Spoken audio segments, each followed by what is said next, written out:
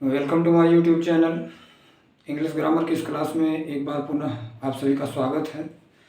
आइए नरेशन सीखने के क्रम में आज हम देखते हैं कि डायरेक्ट से इनडायरेक्ट बनाते समय हमें रिपोर्टेड स्पीच में कुछ ऐसे सेंटेंस मिलते हैं जिसमें कि हम कुछ विशेष नियमों का प्रयोग करते हैं।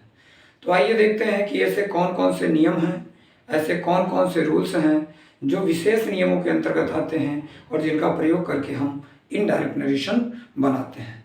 तो आइए इसी क्रम में देखते हैं। सबसे पहला नियम हमारा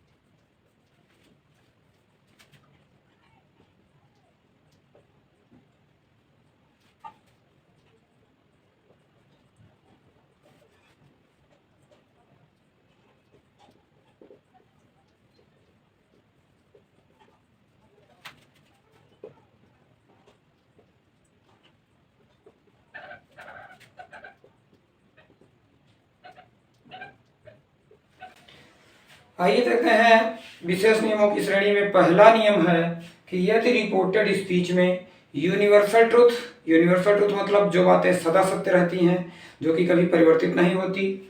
हैबिचुअल एक्शंस मतलब हमारे जो स्वाभाविक कार्य हैं, जो हमारी आदतें हैं, वो सब।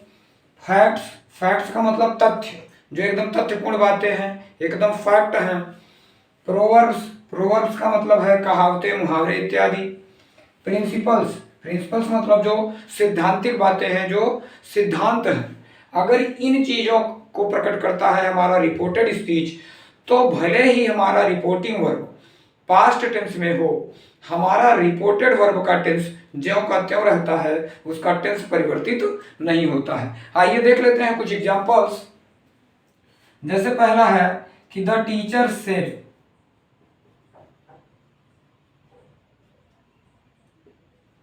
कामा नोटेड कामा है, the sun rises in the east. अब इसमें हमने देखा कि द टीचर सेड अर्थात टीचर ने कहा, क्या कहा कि the sun rises in the east, सूर्य पूर्व में उगता है। तो यहाँ पर जो ये बात कही जा रही है, रिपोर्टेड स्पीच में आने वाली हमारी जो बात है वो है कि the sun rises in the east, सूर्य पूर्व में उगता है। तो सूर्य का पूर्व में उगना एक सदा सत्य रहने वाली बात है, एक यूनिवर्सल ट्रुथ है, इसलिए ये बात कभी परिवर्तित नहीं हो सकती है। अतः हम इसे जो का त्यों लिख देंगे, इसके वर्ब में कहीं कोई परिवर्तन, वर्ब के टेंस में कहीं कोई परिवर्तन नहीं करेंगे। तो हमने लिखा द टीचर और सेड को भी सेड रहने दिया क्योंकि ऑब्जेक्ट नहीं आ रहा है और ये सेंटेंस हमारा असर्टिव है। कंजंक्शन के रूप में हमने दैट का प्रयोग किया। उसके बाद रिपोर्टेड सब्जेक्ट हमारा है द सन। राइजेज को हम रोज न लिख के केवल राइजेज लिखेंगे, इसलिए क्योंकि यह रिपोर्टेड वर्ब सार्वभौमिक सत्य प्रदर्शित कर रहा है, इन द ईस्ट। एक और सेंटेंस देख लेते हैं। लिखा है Ram said I used to play cricket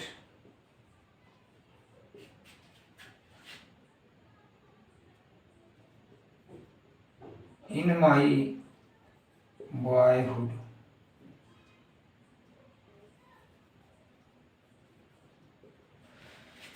ये दूसरा सेंटेंस हमारा जो है, Ram said I used to play cricket in my boyhood. यहाँ पर राम सेड अर्थात राम ने कहा कि I used to play cricket, मैं क्रिकेट खेला करता था, इन माई बॉयहुड, अपने लड़कपन में।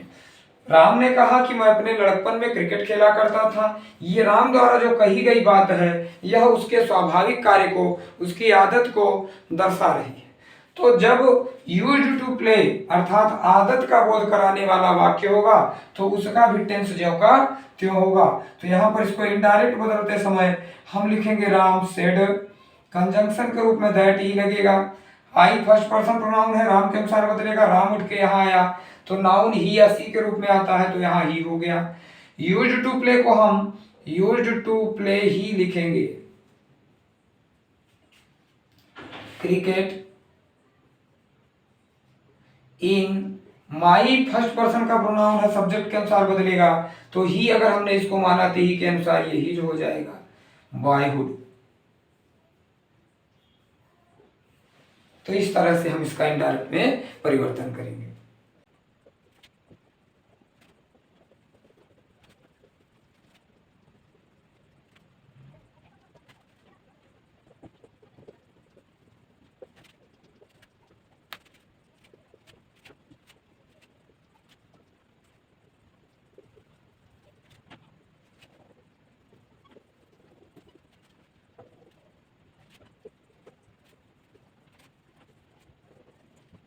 आइए देखते हैं जो हमारा अगला नियम है वो क्या कहता है कि जब हमारा रिपोर्टिंग वर्ब पास्ट टेंस में हो तो रिपोर्टेड स्पीच में आने वाले कुछ ऐसे शब्द हैं जो नज़दीकी प्रकट करते हैं, तो ऐसे शब्दों में हम दूरी प्रकट कर देते हैं, अर्थात इन शब्दों को निम्नलिखित रूप से परिवर्तित कर देते हैं।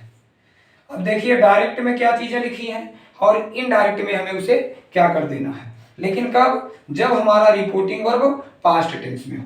आइए देखते हैं, अगर दिस लिखा है तो इसे हम दैट में बदल देते हैं, दीज है इसे हम दोज में बदल देते हैं, टुडे है इसे दैट डे में बदल देते हैं, स्टरडे है द लास्ट डे में बदल देते हैं या इसे द प्रीवियस डे में बदल देते हैं, टुमारो है द नेक्स्ट डे में बदल देते हैं या फिर इसे हम द फॉलोइंग डे में बदल देते हैं, हियर को हम देयर में बदल देते हैं, जस्ट को हम देन में बदल देते हैं, हेंस को हम देंस में बदल देते हैं, कम को हम गो में बदल देते हैं, एगो को बिफोर में बदल देते हैं और टुनाइट को हम दैट नाइट में बदल देते हैं।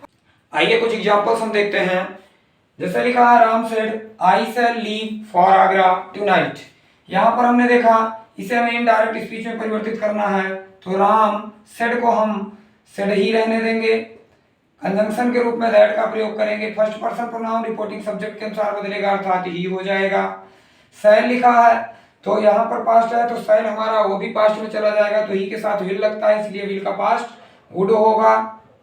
लीव को हम लीव के ही रूप में लिखेंगे फॉर आगरा, और यहाँ पर टुनाइट जो है नजदीकी प्रकट करने वाला शब्द है, रिपोर्टिंग वर्ब पास्ट टेंस में है तो टुनाइट को हम दैट नाइट में परिवर्तित कर देंगे, तो इसको हमने लिखा दैट नाइट। दूसरा सेंटेंस है Ramesh said to me I bought a car Saturday. तो Ramesh said to me I bought a car Saturday में हम रमेश रिपोर्टिंग सब्जेक्ट है, इसका परिवर्तन नहीं करते हैं। सेड रिपोर्टिंग वर्ब है, यहाँ पर असर्टिव सेंटेंस है, ऑब्जेक्ट आ रहा है तो टेल टेल्स या टोल्ड में बदला जाता है, तो सेड को हमने टोल्ड में परिवर्तित कर दिया, टू को रिमूव कर दिया और मी जो है रिपोर्टिंग ऑब्जेक्ट है इसका परिवर्तन नहीं करते हैं। कंजंक्शन के रूप में हमने दैट का प्रयोग किया, first person pronoun reported subject है हमारा, रमेश के अनुसार परिवर्तित होगा, रमेश के आधार पर यहाँ पर ही लिखा जाएगा। बॉट पास्ट इंडिफिनिट है और यहाँ पर पास्ट है, तो पास्ट यहाँ पर अगर हो तो पास्ट इंडिफिनिट पास्ट परफेक्ट में बदल जाता है। आइए देखते हैं कि यहाँ पर क्या लिखेंगे, यहाँ पर हम लिखेंगे हैड बॉट आकार, और स्टरडे है यहाँ पर पास्ट है तो स्टरडे को हम द लास्ट डे या द प्रीवियस डे में परिवर्तित कर देंगे। इस तरह से हम इसका इनडायरेक्ट बनाएंगे।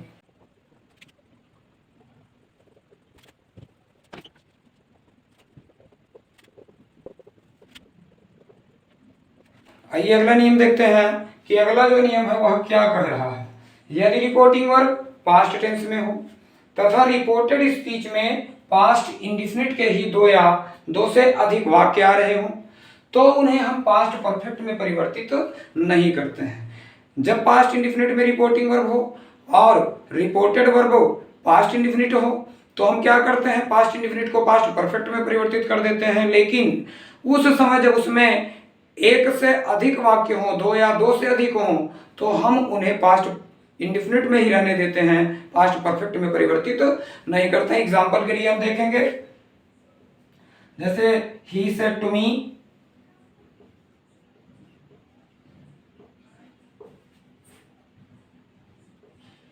Ram bought a car and his brother bought a bike। हमने देखा कि ये जो है दो पास्ट इंडेफिनिट के सेंटेंस दर्शा रहा है कि राम बॉट अ कार, और दूसरा दर्शा रहा है कि his brother bought a bike, अर्थात पास्ट इंडेफिनिट के एक से अधिक सेंटेंस आ रहे हैं।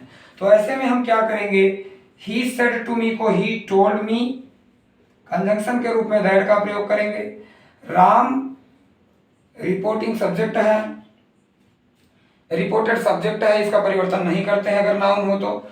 बॉट को हैड बॉट नहीं लिखेंगे, अब केवल हम बॉट ही लिखेंगे। A car and his brother bought a bike. इस तरह से इसका हम इनडायरेक्ट में परिवर्तन करेंगे।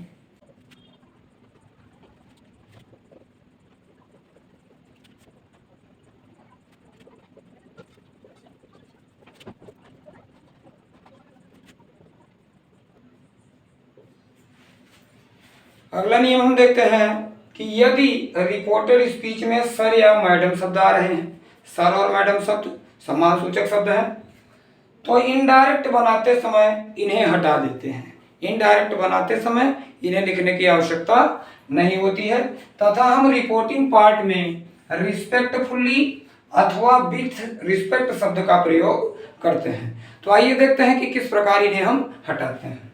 जैसे लिखा है,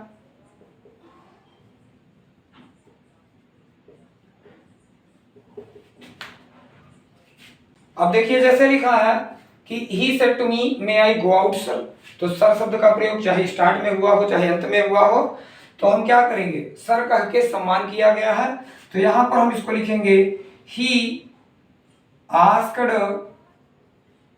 मी रिस्पेक्टफुल्ली, या रिस्पेक्टफुल्ली के बजाय हम विथ रिस्पेक्ट लिख सकते हैं। कंजंक्शन के रूप में इफ, क्योंकि इंट्रोगेटिव सेंटेंस है। ही मे को माइट में बदलेंगे क्योंकि यहां पास्ट है। गो आउट, तो सर या मैडम शब्द को हटा दिया जाता है और उसकी जगह पर रिस्पेक्टफुल्ली अथवा विथ रिस्पेक्ट शब्द लिखा जाता है। एक और एग्जांपल देख लेते हैं। यहां पर हम देखेंगे she said to her teacher madam I did not attend the class study. यहां पर देखिए रिपोर्टेड स्पीच में मैडम शब्द आया है, तो हम क्या करेंगे, सीधे सीधे हम रिपोर्टिंग पार्ट में टोल्ड यहां लिखिए। टोल्ड लिखने के बजाय हम इन्फॉर्म्ड में भी लिख सकते हैं क्योंकि उसने अपने मैडम को सूचना दी है। तो सी टोल्ड या informed her teacher with respect या रिस्पेक्टफुली, चाहे जो लिखिए, विथ रिस्पेक्ट भी लिख सकते हैं या रिस्पेक्टफुली भी लिख सकते हैं। दैट, यहां पर फर्स्ट पर्सन प्रोनाउन सब्जेक्ट के अनुसार, तो सी हो जाएगा। डिड नॉट को हैड नॉट में बदलेंगे क्योंकि उधर पास्ट है, इधर भी पास्ट हो जाएगा। तो she had not past indefinite past perfect में बदल जाता है। सी हैड नॉट, अटेंड को अटेंडेड लिखेंगे। द क्लास, स्टरडे को द लास्ट डे अथवा द प्रीवियस डे में बदल दिया जाता है। तो इस प्रकार से इसका इनडायरेक्ट बनाया जाएगा।